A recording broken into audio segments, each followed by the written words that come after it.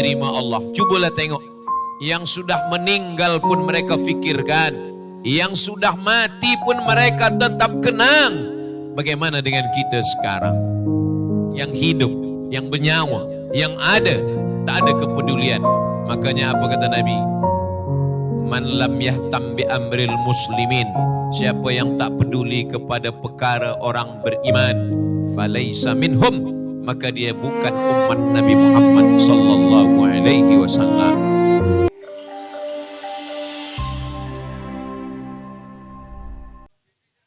Assalamualaikum warahmatullahi wabarakatuh. Alhamdulillahi rabbil alamin, wa rati a'yunina Muhammadin wa ala alihi wa sahbihi wa man tabi'ahu ila yaumiddin. Supaya matta'anallahu bituli umurihi, panjang umurnya, berkah ilmunya untuk kita semua. YB Datuk Helmi beserta ahli keluarga, para guru-guru kita Al-Mukarram Ustaz Muhammad Hatta Ta'ala. Amin ya Rabbal Alamin. Dulu umat Islam ini selalu dikumpulkan dan berkumpul. Ada meninggal takziah berkumpul. Ada akikah berkumpul. Ada munasabah Maulidur Rasul berkumpul. Tapi sekarang di zaman moden ini manusia tidak lagi berkumpul sebab dia sudah ada alat komunikasi yang membuat manusia tak lagi berkumpul. Sehingga manusia hidup sendiri,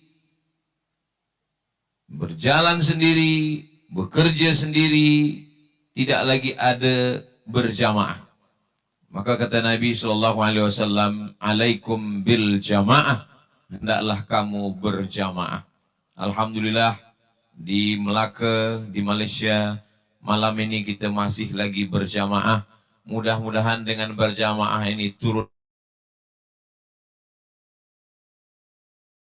Dulu bila ada orang senang, kita ikut senang. Namanya tahniah. Bila ada yang susah, kita juga ikut susah. Namanya tahniah. Tapi hari ini tak ada lagi. Sekarang bila ada orang menikah, tak lagi dia datang. Di tempat saya, datuk-datuk, datin-datin, dijemput dengan tepak sirih. Dibawakan sirih, gambir, pinang muda, diberikan pantun-pantun untuk datang pada walimah nikah. Sekarang sudah tak ada lagi. Selepas itu tepak sirih berubah menjadi kad saja, kertas. Selepas itu sekarang tak ada kad lagi, berubah hanya menjadi WhatsApp saja. Pas itu orang pun tidak lagi berkumpul, dia pun hanya kirim gambar, barakallahu lakuma wa baraka alaikuma wa jama'a bainakuma fi Instagram, di Facebook, di grup WhatsApp, di gambar-gambar semua. Selepas dikirimkan, lalu kemudian diberikanlah balasan, selamat menempuh hidup baru, barakallahu lakuma wa baraka alaikuma wa jama'a bainakuma fi khair. Selepas semua menjawab amin, amin, amin, amin. Tak ada lagi tatap muka, tak lagi ada musafahah bersalaman, tak ada lagi tiga orang sunyi di tengah keramaian. Ramai bandar raya besar, tapi orang merasa kesunyian. Sebab apa? Hati sunyi, tak lagi ada berjamaah. Alhamdulillah. Padahal kita di musim penghujan, tapi berkat doa semuanya, Allah SWT alihkan ke tempat yang lain. Bukan menolak barakah, tapi karena kita memang ingin supaya kita selesa semua malam ini, mendengarkan tazkirah, bersolawat bersama, berzikir bersama, berdoa bersama. Maka ketika kita tadi bersolawat, kita mengingat Allah, menyebut Rasulullah, Apa kata malaikat yang hadir? Halummu ila hajatikum.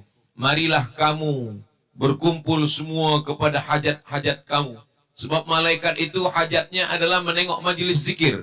Bila dia tengok orang sudah berkumpul, maka malaikat pembawa rahmat memanggil malaikat yang lain. Halummu ila hajatikum. Datanglah kamu kemari. Inilah hajat kamu. Lalu kemudian para malaikat pun semua berkumpul. Inna lillahi malaikatan. Sesungguhnya Allah punya malaikat-malaikat. Yatufuna alal ard. Mereka berkeliling di atas muka bumi.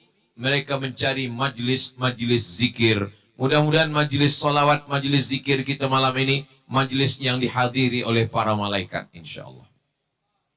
Majtama'a qaumun, sekelompok orang berkumpul. Yatsluna kitab Allah, yang dia baca ayat-ayat Allah. Wa yatadarasunahu fima bainahum, mengkaji isinya. Selepas dibacakan ayat-ayat Allah, sunnah-sunnah hadis Rasulullah, dikaji isinya, nazalat alaihimus sakinah, turun ketenangan ke dalam hati. Wasyiyat bihim, rahmat kasih sayang Allah. Haffat bihimul malaikah, mereka dikelilingi oleh para malaikat. Wa dzakarahumullahu fiman indah wa yasfikud dima. Untuk apa engkau ciptakan mereka ya Allah? Mereka hanya akan membuat kerosakan. Mereka hanya akan menumpahkan darah. Mereka hanya akan saling membenci. Mereka hanya akan saling berperang. Kan Allah Ta'ala kepada para malaikat insyaAllah. Dulu kamu katakan mereka akan berperang. Mereka akan membuat kerosakan. Mereka akan berkelahi. Mereka akan menumpahkan darah. Tapi mereka malam ini berkumpul. Subuh itu disebut dengan Quran al-Fajri. Inna Quran al-Fajri kana mashhuda. Dipersaksikan oleh para malaikat.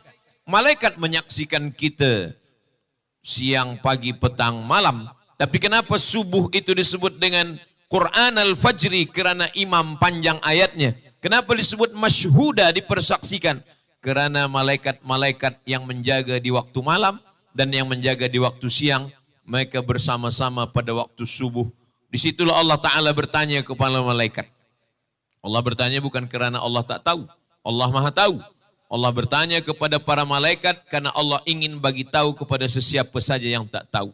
Wahai malaikat yang berjaga malam tadi, apa yang dilakukan manusia malam tadi? Kata malaikat menjawab, mereka berkumpul semuanya. Di mana mereka berkumpul? Mereka berkumpul di lapangan bola sepak. Apakah mereka semuanya melakukan perbuatan maksiat? Tidak. Apakah ada permainan Manchester United dengan Liverpool? Tidak. Apa yang mereka lakukan? Mereka bersolawat, mereka bertasbih, mereka berzikir, mereka mendengarkan ayat Al-Quran, mereka saling menasihati, watawasaw bil haq, watawasaw bis sabr. Jadi bila ada jemputan, tazkirah, dakwah, solawat, Maulidur Rasul, 1 Muharram, Isra Mi'raj, Nuzul Quran, Nisfu Sya'ban, kita datang, duduk, dengar, diam, zikir, maka semua langkah-langkah kaki kita, langkah yang pertama menghapus dosa, langkah kedua menaikkan darjah. Semua yang datang malam ini, man kharaja fi talabil ilmi, siapa yang datang untuk menuntut ilmu, fahuwa fi sabilillah. Dia sama seperti orang yang berjihad fi sabilillah hatta yarji'a, sampai dia pulang kembali ke rumah. Maka semua yang datang dari maghrib tadi sampai isya, sampailah saat ini sudah pukul 9:20, semuanya insyaAllah mendapatkan pahala-pahala jihad fi sabilillah. Tapi selepas ini terus saja balik ke rumah. Jangan lagi singgah hingga balik pukul 12, pukul 1. Istri bertanya, abang di mana? Jihad fisabilillah. Itu bukan jihad, jahat. Bila dah selesai, balik ke rumah. Sebenarnya bual-bual selepas isya ni hukumnya makruh. Sebab apa? Tidur, lambat rehat, lambat jaga malam untuk tahajud. Kecuali bual-bual untuk agama. Cerita tentang amar ma'ruf nahi mungkar. Menasihati umat kepada kebaikan.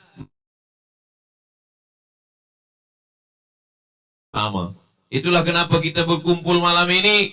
Kata Nabi, man ahabba ayyubsata lahu fi rizqihi, siapa yang hendak lapang rezekinya, wa yunsa'a lahu fi atharihi, panjang umurnya, falyasil rahimahu, maka hendaklah dia menyambung tali silaturahim. Memang saya dah bagi waktu saya. Hari Jumat, hari Sabtu, hari Ahad, hari Isnin saya keluar. Datang hari Jumat sampai esok di Melaka, hari Sabtu, hari Ahad di Kuala Lumpur, hari Isnin saya balik ke Riau.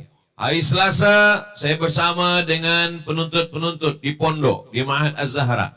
Hari Rabu saya mengajar Riyadhus Shalihin kepada jamaah yang ada dekat-dekat rumah dengan masyarakat sembahyang subuh, selepas itu menerima tamu.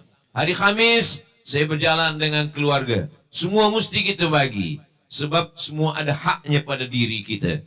Saya tidak ingin orang berkata, Ustaz Abdul Somad pergi ke Melaka, pergi ke Malaysia, pergi ke Brunei Darussalam, tapi masjid-masjid surau yang ada dekat rumah dia tak ada bagi tazkirah.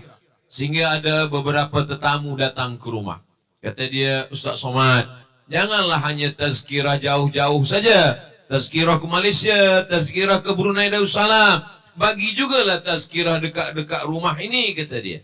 Kata saya dah bagi tazkirah Riyadhus Shalihin ni dah 3 tahun. Awak kenapa tak pernah datang? Rupanya dia yang tak nak datang. Padahal kita dah share informasi itu di Instagram Ustaz Abdul Somad yang followernya 9 juta itu. Maksudnya yang belum follow lah. Saudara saya yang dimuliakan Allah Subhanahu wa taala. Jadi sekarang ni banyak orang yang sudah tidak mahu lagi berkumpul bersama, duduk office, makan minum, balik ke rumah, esok jaga, pergi lagi macam tu. Kalaulah boleh direkodkan aktiviti dia itu, kemudian dibuat cepat, office, makan, tidur. Office, makan, tidur. Office, makan, tidur. Kalau hidup macam tu, elok jadi ikan koi. Pagi makan, siang makan, pergi beranak pinak. Mohon maaf, mungkin kasar cakap saya. Apa beza kita dengan haiwan? Oh, Ustaz Somad, kenapa cakap tak beradab, sopan santun, tata krama, budi bahasa?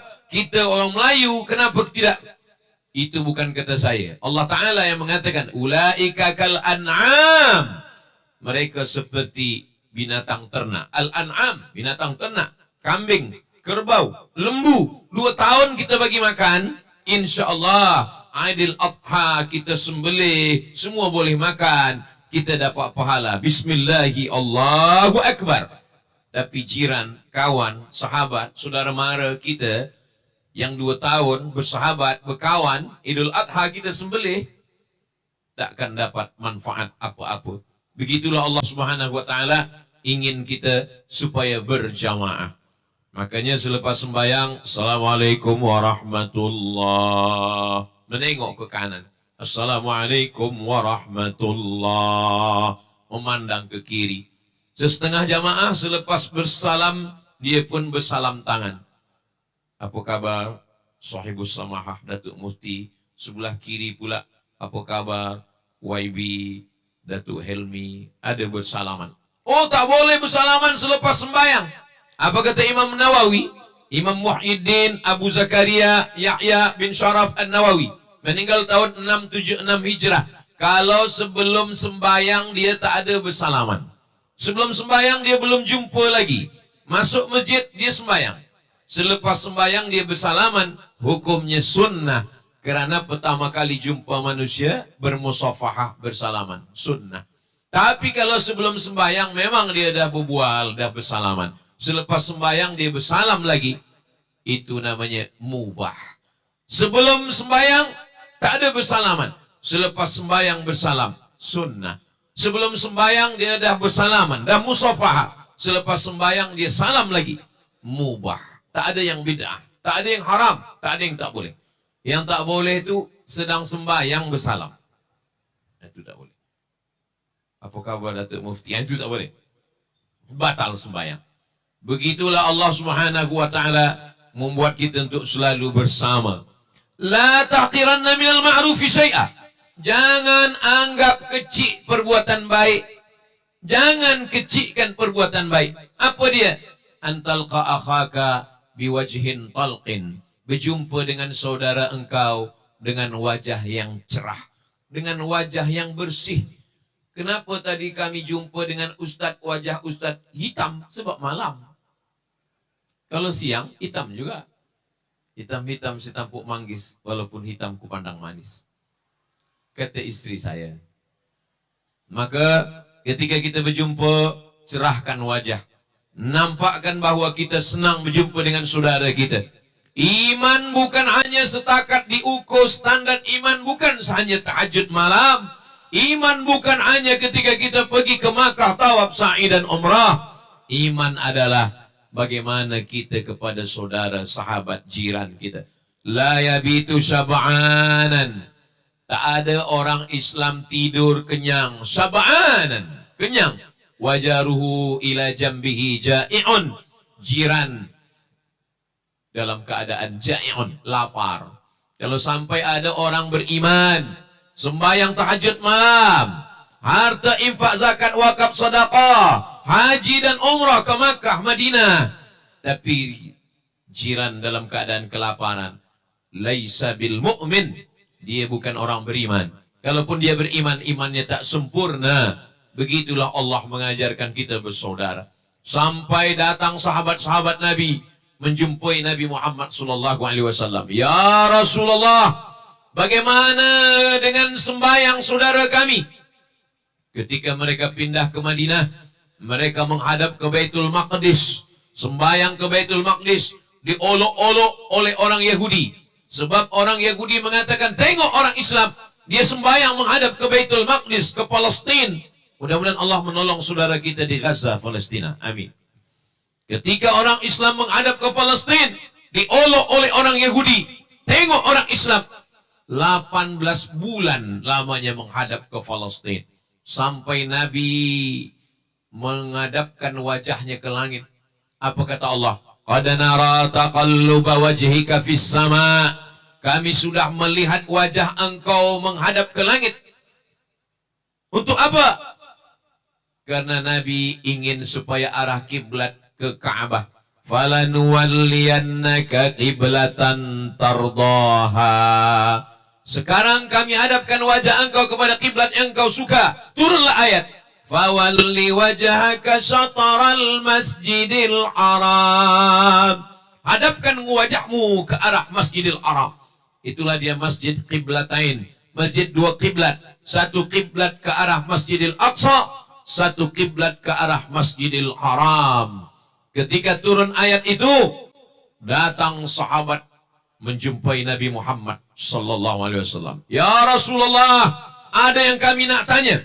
Tanya apa? Mereka tak tanya kenapa kiblat berpindah. Mereka tak tanya kenapa dari Masjidil Aqsa ke Masjidil Haram. Mereka tak tanya itu. Yang mereka tanya, bagaimana sembahyang saudara-saudara kami selama 17-18 bulan lepas. Dan dia sudah mati, meninggal. Apakah Allah menerima sembahyang mereka? Turun ayat untuk menjawab.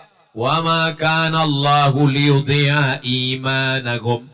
Allah tidak menyia-nyiakan sembahyang mereka. Imanahum di situ adalah sembahyang mereka. Allah tidak menyia-nyiakan solat mereka yang selama 17-8 bulan menghadap ke Baitul Maqdis. Itu pun diterima Allah. Cubalah tengok. Yang sudah meninggal pun mereka fikirkan. Yang sudah mati pun mereka tetap kenang. Bagaimana dengan kita sekarang? Yang hidup, yang bernyawa, yang ada. Tak ada kepedulian. Makanya apa kata Nabi? Man lam yahtam bi amril muslimin. Siapa yang tak peduli kepada perkara orang beriman, falaysa minhum, maka dia bukan umat Nabi Muhammad sallallahu alaihi wasallam. Kalau hanya setakat berzikir, banyak orang berzikir. Kalau hanya setakat bersolawat, alhamdulillah kita bersolawat. Tapi ketika kita peduli kepada saudara kita, alhamdulillah malam ni kita datang, kita berkumpul. Kenapa Ustaz Abdul Somad tidak bagi tazkirah di masjid? Kenapa di stadium? Kenapa di lapangan bola sepak? Kenapa tidak di surau? Banyak juga orang yang kritik, yang tanya macam macam tu pada saya. Kenapa Ustaz tidak bagi tazkirah di masjid? Tolong ambil gambar guna drone dari atas, nanti rekodkan suara saya ini, isikan ke gambar. Saya memang kalau untuk kajian subuh, saya minta di masjid, sebab subuh tak terlampau ramai. Tapi kalau untuk malam, memang saya minta di stadium, saya minta di lapangan sepak, saya minta di tempat yang ramai. Kenapa? Karena semua umat Nabi Muhammad sallallahu alaihi wasallam berkumpul semuanya. Kalau untuk malam, memang kita buat di tempat yang terbuka, outdoor. Untuk apa? Sebab ada setengah orang, dia memang takut ke masjid. Bila dibuat tazkirah di masjid, dia tak datang. Bila ditanya, kenapa awak tak datang ke masjid? Ada kawan saya, Ustaz, 2 kali ke masjid, meninggal. Sampai ke dalam masjid, yang di dalam masjid itu pun bercerita pula. Tajuk kita malam ini adalah malam pertama di alam barzakh. Kita memanglah ingat mati. Wakafa dia tidak bersuara, dia tidak berbunyi, dia bukan tinta di atas kertas. Dia adalah nasihat yang diam 1000 bahasa. Ustaz Abdul Somad, siapa yang bagi nasihat pada Ustaz? Siapa yang bagi tazkirah pada Ustaz? Yang paling dalam tazkirahnya masuk ke hati saya adalah kematian. Maka saya bila dapat kabar ada orang meninggal, saya datang malam. Bila dapat kabar pukul 9, pukul 8, pukul 10 malam dia meninggal, pukul 1 saya datang. Kenapa saya datang malam? Sebab bila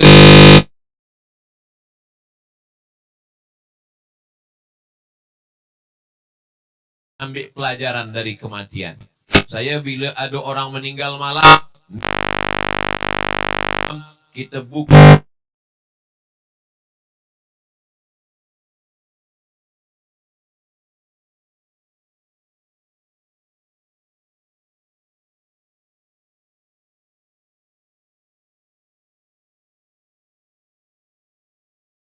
kita baca Al-Fatihah, kita baca pangkal Al-Baqarah, kita baca ayat kursi, kita baca ujung Al-Baqarah, kita bacakan doa supaya turun rahmat Allah, supaya datang ke orang datang hanya diam saja, tak tahu nak cakap apa. Pandang kiri, pandang kanan, tengok kiri, lama balik. Kenapa kita baca Qul Huwallah? Kenapa kita baca Qul A'udzu bil Falaq? Kenapa baca Qul A'udzu bin Nas? Ini beriman. Baca Al-Fatihah. Al-Fatihah pembuka. Hati yang terkunci terbuka. Fikiran yang tertutup terbuka. Hati yang terbuka. Makanya rezeki terkunci. Baca Al-Fatihah. Jangan minta kepada Allah Subhanahu wa taala. Al-Fatihah artinya semua yang terkunci. Selepas itu baca Qul Huwallah. Kenapa baca Qul Huwallah? Ada sahabat Nabi, dia sembayang dari Isya sampai subuh, 2 rakaat salam, tegak lagi 2 rakaat salam, tapi ayatnya dia tak tukar, dia tak ganti, hanya Qul Huwallah saja. Selepas ya Rasulullah, hadisnya adalah dalam kitab Musnad Ahmad bin Ambal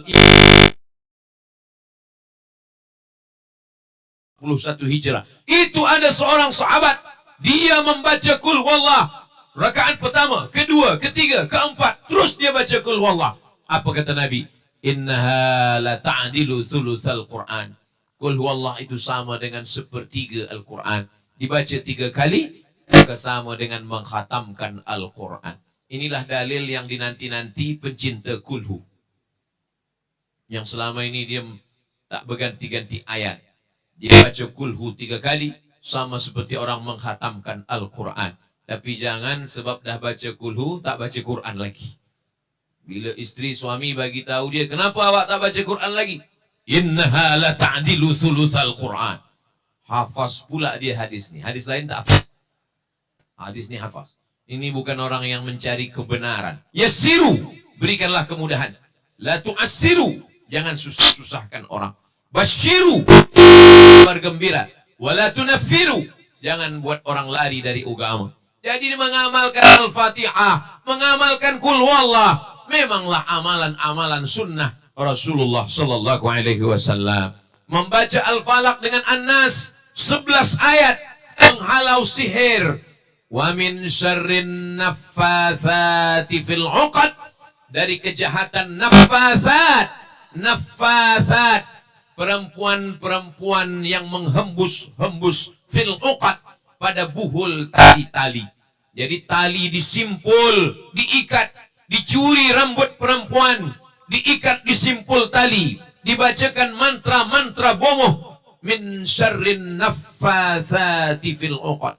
Lalu kemudian selepas itu turunlah 11 ayat membatalkan sihir. Qul a'udzu birabbil falaq min syarri ma khalaq wa min syarri ghasiqin idza waqab wa min syarrin naffats min syarri hasidin idza hasad. Qul a'udzu birabbin nas malikin nas ilahin nas min syarril waswasil khannas alladzi yuwaswisu fi sudurin nas minal jinnati wan nas. Dibaca pangkal dan ujung Al-Baqarah. Kemudian tengah Al-Baqarah yang disebut dengan ayat kursi. Allahu la ilaha illa huwal hayyul qayyum. Ada tak ada orang meninggal, amalan-amalan ini tetap kita baca. Pergi ke kebun, dibacakan. Dulu di tempat saya, orang Melayu di tempat saya kalau dia nak buka hutan, biasanya ke hutan, maka dipotongkanlah kepala kambing, kepala kerbau, kepala lembu, dipotongkan, dimasukkan ke dalam lubang tanah. Maka datanglah hutan. Mereka bertanya kepada orang yang melakukan itu, apa yang kamu lakukan? Kami memotong kepala kambing, kepala lembu, kepala kerbau. Untuk apa? Untuk dimasukkan ke dalam lubang. Oh, jangan. Jadi macam mana Datuk? Macam mana Ustaz? Macam mana Abuya? Macam mana Habib? Potongkan saja darahnya, buang ke tanah. Sebab darah najis, tak boleh dimakan. Selepas itu tutup balik lubang. Kepala kambing macam mana? Kepala kambing bawa balik, digulai. Siapa makan? Tak ada yang berani. Sebab ini untuk hantu. Saya yang akan makan. Itulah asal muasal. Bila kenduri yang dibagi makan kepala kambing adalah Ustaz Abdul Somad. Sebab itu dulu untuk hantu. Selepas itu dizikirkan. Macam mana menghalau hantu semuanya? Dihalau dia dengan Al-Fatihah, dihalau dengan Qul Huwallah, dihalau dengan Al-Falaq dan An-Nas, dihalau dengan Al-Baqarah pangkal ujung dan ayat kursi, dihalau dengan zikir kuat. Sebab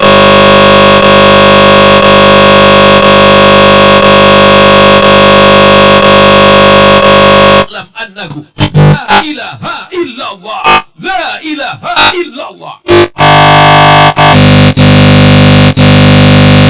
Kunang-kunang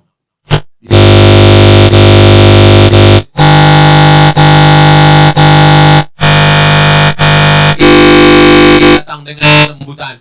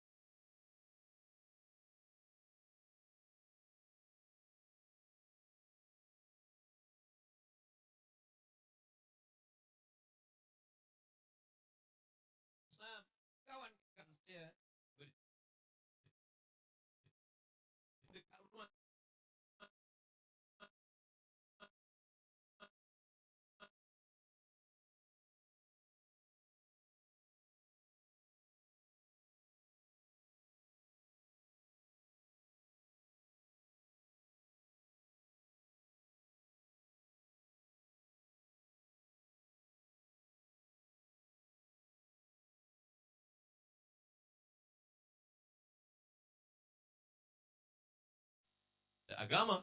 Kalau berbeza agama kita boleh bersama, apatah lagi hanya setakat berbeza mazhab, berbeza. Tapi kita di bumi Melayu memanglah sudah diikat dengan 3 ikatan. Ikatan yang pertama berakidah Imam Abil Hasan Al-Asy'ari. Sudah diikat dalam mazhab fiqh Imam Muhammad bin Idris Asy-Syafi'i. Dalam bidang tasawuf kita tasawuf Al-Ghazali. Inilah 3 ciri daripada ahli sunnah wal jamaah. Nak memasukkan anak ke sekolah, ke pondok, tengok dulu apa akidahnya. Akidahnya Imam Asy'ari, fiqhnya mazhab Syafi'i. Boleh saya mengaji dari YouTube, boleh. Tapi syaratnya tengok dulu bahwa yang pertama, yakinkan bahwa ustaz ini memang betul-betul ada di alam nyata. Sebab kadang di internet ada, di Facebook ada, di Instagram ada, di YouTube ada, tapi di alam nyata dia tak ada. Namanya Syekh AI. Tak ada. Suara dia ada, gambar dia ada, tapi orangnya tak ada. Jadi sebenarnya jamaah ni memang dah tahu Ustaz Abdul Somad, tapi dia datang malam ni dia nak tengok betulkah ada Ustaz Abdul Somad itu nyata. Alhamdulillah dia betul-betul nyata. Walaupun muka dia lain antara yang di YouTube dengan yang langsung. Lain. Besar betul muka saya dibuat di situ. Yang kedua, apakah dia ahli sunnah wal jamaah? Jangan hanya setakat cakap elok, jangan hanya setakat gambar clear, tapi tengok dulu akidah. Karena akidah yang paling penting. Ada Syiah, ada Khawarij, ada Mu'tazilah, ada Qadariyah, ada Jabariyah, ada Mu'tazilah. Maka akidah kita adalah akidah ahli sunnah wal jamaah. Macam mana kita boleh ambil ilmu kepada orang kita tak tahu? Sedangkan isteri kita ingin melahirkan anak, kita mesti tengok dulu bahawa ini doktor yang boleh menyelamatkan nyawa. Nyawa satu orang, kita khawatir mati. Bagaimana dengan ibadah kita nanti yang akan kita bawa menjadi bekal menghadap Allah Subhanahu wa ta'ala. Alhamdulillah kita dijaga. Kalau dia tidak ada tauliyah, yang mengeluarkan tauliyah adalah sahibus samaha. Bila dia bicara tidak ada tauliyah, akidah dia pemimpin, ra'id din wa daulah, menjaga din agama, wa daulah, dan menjaga negara. Sebab bila orang berbicara, man takallama fi ghairi handphone kita rosak, kita bawa ke servis handphone yang boleh betulkan dia. Kita naik pesawat terbang, kita percayakan kepada pilot. Terbang. Saya tadi terbang dari Pekanbaru Riau menuju ke LIA 2. Saya percayakan kepada dia. Maka agama ni juga kita percayakan. Agama, kata dia, saya tak percaya kepada ulama. Sebab ulama pun manusia, saya pun manusia. Maka saya tak perlu tanya pada ulama. Saya cukup baca sendiri, saya faham sendiri, saya masuk. Kenapa orang tak percaya dalam masalah agama kepada ulama? Ini adalah bisikan syaitan. Alladhi waswisu fi sudurin nas minal jinnat. Kita serahkan saja. Mereka belajar di pondok 6 tahun, 7 tahun. Baca kitab fiqh dari mulai yang kecil, matan takrib, naik kepada Fathul Qarib, naik kepada I'anatul Talibin. Baca lagi Majmu' Syarah Muhazzab, baca lagi Kanzur Raghibin. Setelah faham mazhab Syafi'i, dia baca pula mazhab Hanafi, mazhab Maliki, mazhab Hambali. Dalam kitab Perbezaan Mazhab, Bidayatul Mujtahid wa Nihayatul Muqtasid, Imam Ibn Rushd. Dia baca pula lagi Al-Fiqh Al-Madhahibil Arba'ah, Fiqh Islam 4 mazhab. Dia baca pula lagi kitab Al-Fiqhul Islami wa Adillatuh. Dia baca pula lagi Al-Mawsu'ah Al-Fiqhiyah Al-Kuwaitiyah. Dia baca kitab ni berbahasa Arab. Bahasa Arabnya bahasa Arab yang lama, yang susah, yang payah. Dia baca kitab Nahu pula lagi. Dari mulai kitab yang ketik Matan Al-Ajurrumiyah, naik lagi kepada Al-Kawakib Ad-Durriyah, naik lagi kepada kitab Al-Imriti. Dia baca pula lagi syair 1000 bait matan Alfiyah Ibni Malik. Selepas itu dia baca pula syarahnya. Tiba kita yang hanya belajar dari taba yatubu yutuban. Berapa kalilah kita baca kitab, faham pun kita tidak. Maka yang paling selamat adalah kita percayakan kepada ulama. Saya tak percaya pada ulama. Saya baca Quran, saya baca hadis, saya pikirkan sendiri, saya baca sendiri. Awak tidak ikut ulama, saya tak ikut ulama. Mana Quran yang awak baca? Ini. Boleh bahasa Arab? Tidak. Jadi macam mana baca Quran? Saya baca terjemah. Yang menterjemah siapa? Ulama. Jadi ikut siapa? Ikut ulama. Macam mana kita boleh faham? Saya boleh ambil hadis. Jangan ikut Syafi'i, jangan ikut Hanafi, jangan ikut Maliki, jangan ikut Hambali. Ikut siapa? Ikut Nabi Muhammad. Jumpa dengan Nabi? Tidak. Terus kalau baca hadis, ambil dari siapa? Dari Imam Bukhari. Bukhari itu siapa? Ulama. Kalau Bukhari, boleh. Kalau Syafi'i, tak boleh. Imam Bukhari berguru kepada siapa? Imam Bukhari berguru kepada Imam Ahmad bin Hanbal. Imam Ahmad bin Hanbal gurunya siapa? Imam Syafi'i. Imam Syafi'i gurunya siapa? Imam Malik bin Anas. Kepada Imam Syafi'i boleh? Tadi tak boleh, ini boleh. Saudara yang dimuliakan Allah Subhanahu wa taala, maka yang paling selamat adalah berguru. Man la syaikha lahu fasyaitanu syaikhuhu. Siapa yang tak berguru, maka syaitanlah gurunya. Saya tak percaya kepada manusia. Saya buka Google, saya cari Quran, download Quran digital. Selepas itu baca sendiri. Alama. Alamat? Mana yang kau baca alama tadi? Saya selama baca Quran tak dapat ayat alama. Rupanya alif lam mim. Alif lam mim. Kenapa kau baca alama? Tak ada lamnya pakai alif. Tak ada mimnya pakai ya. Tulisannya alama. Alama palsu. Alif lam mim. Kenapa ada idgham? Kenapa ada tasydid? Kerana Al-Quran bukan turun tulisan yang melayang-layang dari langit. Al-Quran mesti kita baca berguru. Kami dulu membaca Quran dengan guru. Duduk kepada guru. Guru mengatakan ha. Guru mengatakan kha. Ada ha, ada ha, ada kha, ada la, ada za, ada wa, ada ja, ada sa, ada tha, ada sya, ada sa. Sebelum mengaji, gosok gigi dulu. Kalau tidak, dua gendangnya. Kalau murid pingsan atau guru meninggal. Begitulah kita diajarkan ke surau, mengaji bersama. Adakah itu masih ada di zaman tahun 2025 yang tak lama lagi kita tinggalkan, akan masuk 2026? Saya buatkan budak-budak mengaji dekat pondok. Sesiapa saja budak-budak sila antar ayah, bunda, ibu, bapa datang bawa anak dia mengaji. Free, tak usah bayar.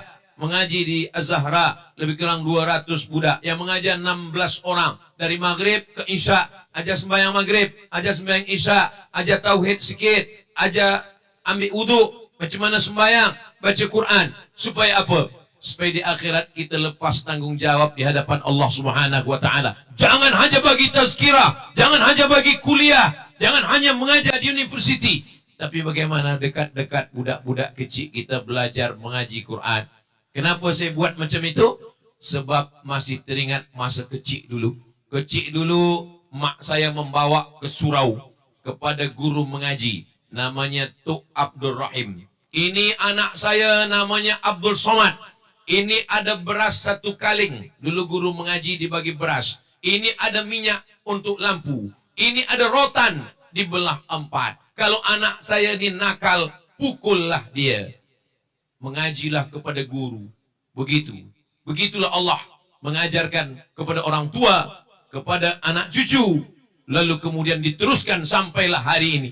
Ketika zaman berubah, hari berganti, kalau ini tak kita teruskan, maka kita akan menanggung di hadapan Allah. La tus'alunna yawma idzin 'anin Naim, nikmat. Di antara nikmat yang akan ditanya adalah nikmat anak-anak kita.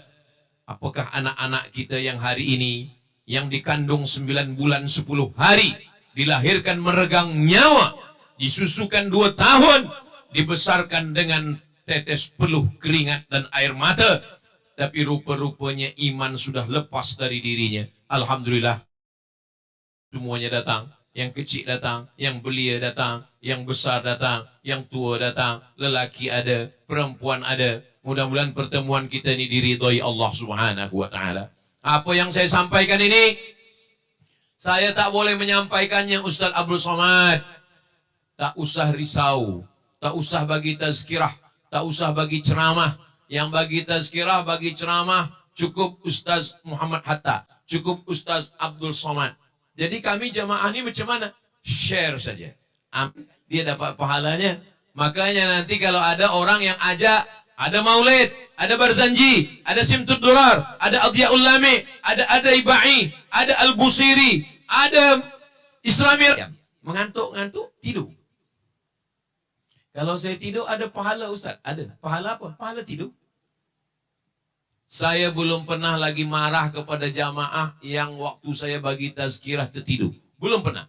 Saya balik dari Maghribi 2008 sampai hari ini 2025. Belum pernah lagi saya menyindir jamaah. Kenapa tidur? Kena penyakit insomnia. Tak boleh tidur.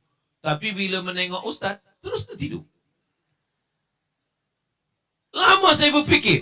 Kenapa orang tengok Ustaz hari Jumat, baru Ustaz tegak mimbar, Assalamualaikum, terus semua.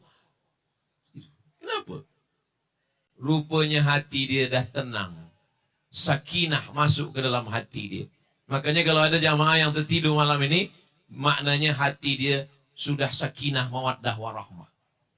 Mudah-mudahan Allah semua memberikan kita ketenangan zahir dan batin, dan kita semua mati dalam keadaan wala tamutunna illa wa antum muslimun. Kesimpulannya adalah berjaksi segala perhatian, mohon maaf segala kesilapan dan kekhilafan. Aqulu qauli hadza astaghfirullah li wa lakum.